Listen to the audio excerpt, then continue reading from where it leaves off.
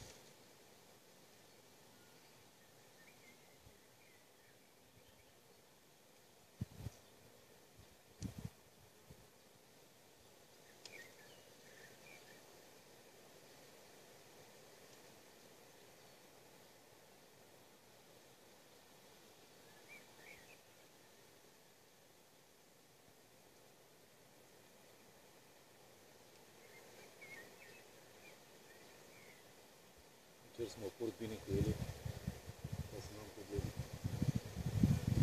Bate puțin vântul. N-am ce.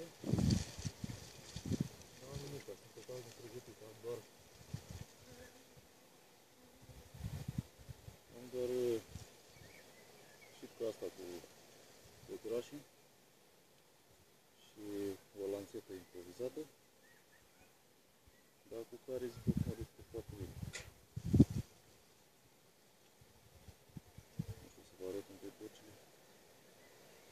Nu știu, să vă arăt.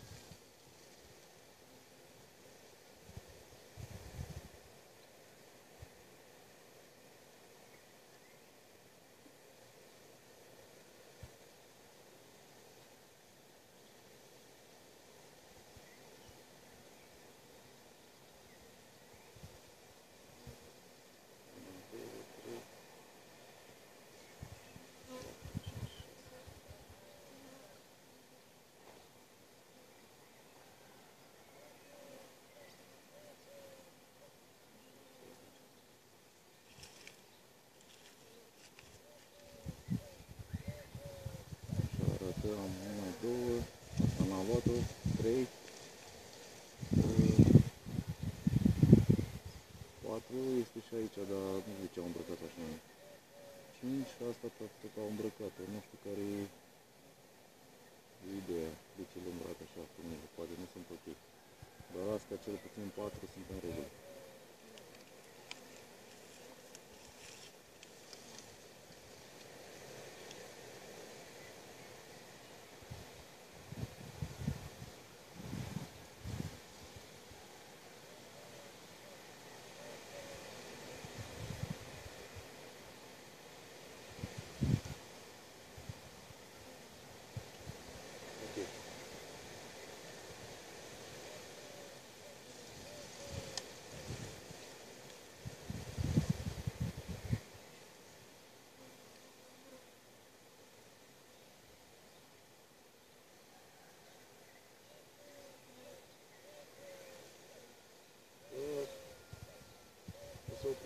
vreau să încerc să caut niște larve.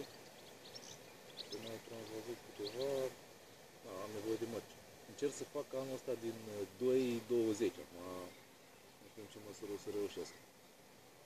Da, eu încerc. Cu hrănire, bineînțeles. Îl hrănesc cu o pastă proteică de la o firmă din Iași și cu un sirop simplu de zahăr. Le-am împărțit destul de tare. O să vi-l arăt. Okidoki. Am terminat cu transvazarea. Acum aș vrea să vă arăt un roi. Deci totul am făcut am acum 7 familii. Vorba vin, niște chestii. Nu aș putea să le zic nici roiuri, nici familie. Mai degrabă roiuri. Asta are vreo 8 rame de lom. Are o matcă ieșită, dar neîmperecheată încă. Nu deranjez deloc. I-am pus niște torte proteice ca să fac un pic de masă musculară. Și cam atât. Cam asta e cu el. Senzația că mă ură, ceea ce pentru mine este un dezastru. Dar, whatever, acum filmarea, asta e treaba. Ok. Asta este unul alăturat. Deci tot ce vă arăt provine din 2 familii. Atât. 2 familii și o matcă cu un pumișor mic de albine. La început de aprilie. Acum arată cam așa. Sunt 8 rame încărcate de delon. Încărcate bine. Așa.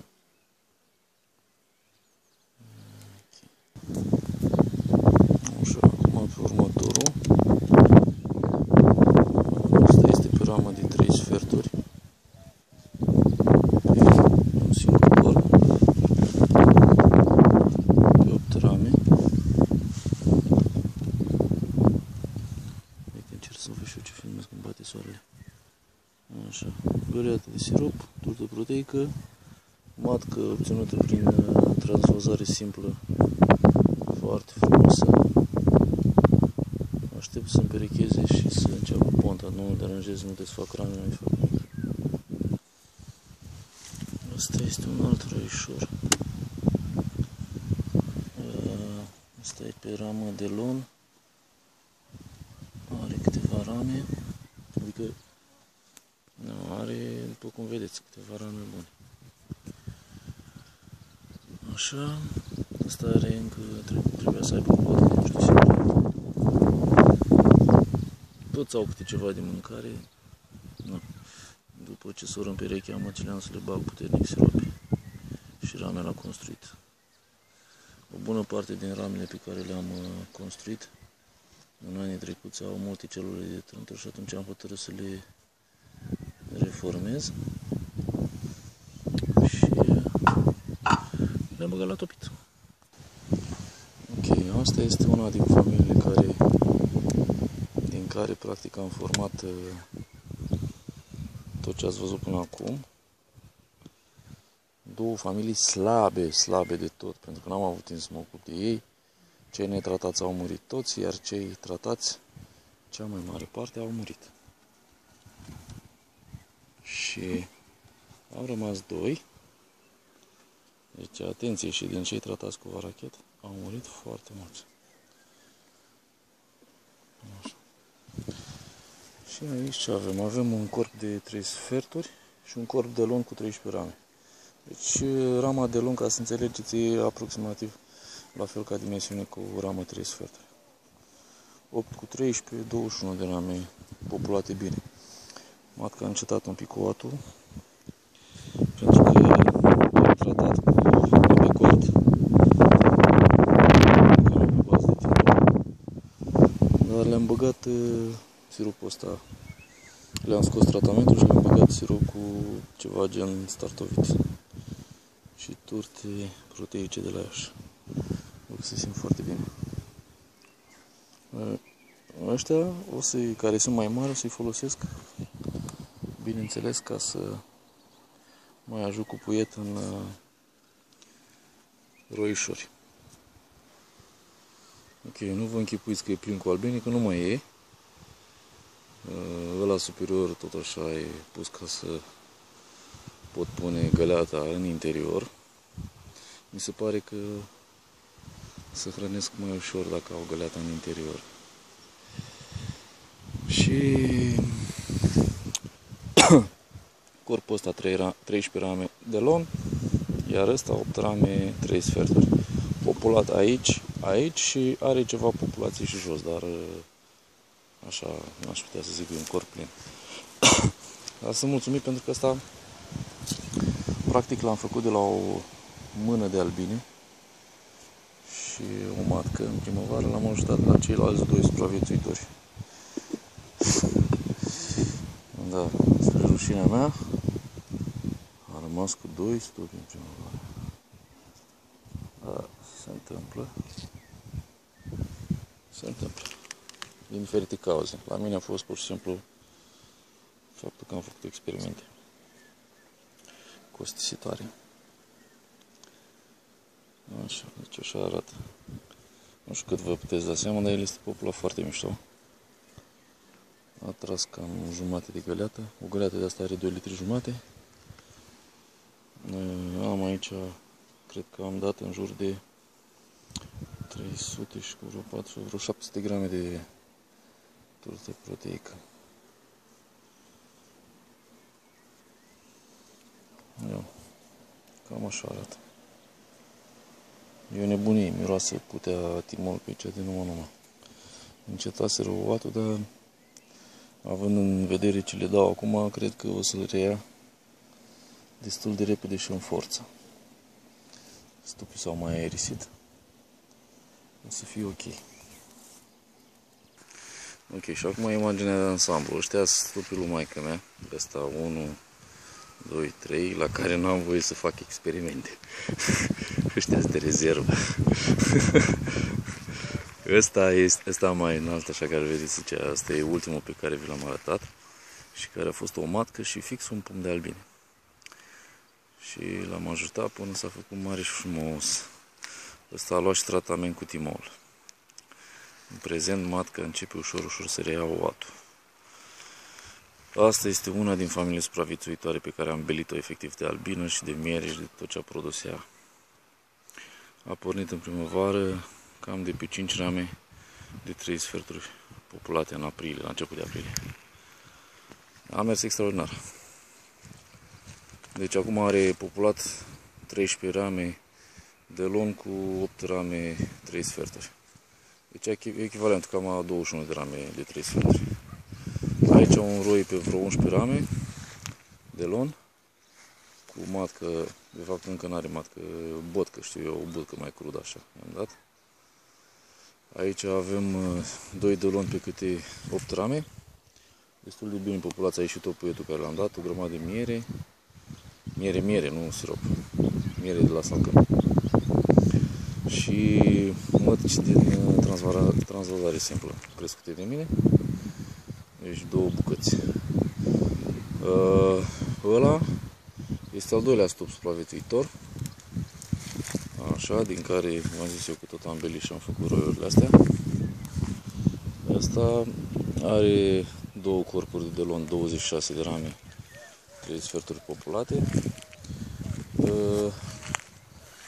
Sus cresc și eu niște mătcuți. Încerc să mai fac roișori, vreau să ajung din 2 la 20, nu știu cum o să reușesc, dar eu zic că până la urmă o să reușesc eu cumva, că mă duce minte la prostii. Așa, jos am o matcă care ouă foarte frumos, ăsta n-a luat tratament. Până la urmă o să trebuie să-i fac la toți ceva. Și ăla din spate care este 8 rame 3 sferturi, matcă neîmperecheată la acum câteva zile era neîmperecheată, acum nu știu. Nici nu umblu la el. Eu am un obicei, după ce observ că au ieșit mătcile, cel puțin o săptămână de zile nu desfac deloc ramele. Îi dau de mâncare și las în pace. Eu nu vreau să risc, să-i deranjez. Și cam asta e stupina mea în refaceri. Deci mai mult de atât nu am avut mult mai puțin de atât.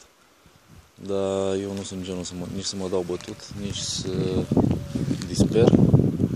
Am zis că mulți ani am mai cumpărat albine când am mai pierdut și așa. Acum am zis că e momentul să o reiau aproape de la zero și să o duc cât mai sus. Să o refac cât mai repede posibil. Asta ar fi și cum să spun eu, o certitudine a faptului că stupii pe ramă de lon se dezvoltă foarte bine și se pot înmulți foarte bine. O să mai fac un filmuleț la toamnă cu ceea ce încerc să realizez până atunci. Aș vrea să am 20 pe 2 corpuri de alea mici. O să vedem. O să-i hrănesc. Cu siguranță o să-i hrănesc și o să-i și tratez. Dar nu cu varachet. Și cam asta e. V-am pupat, v-am salutat și ne mai auzim.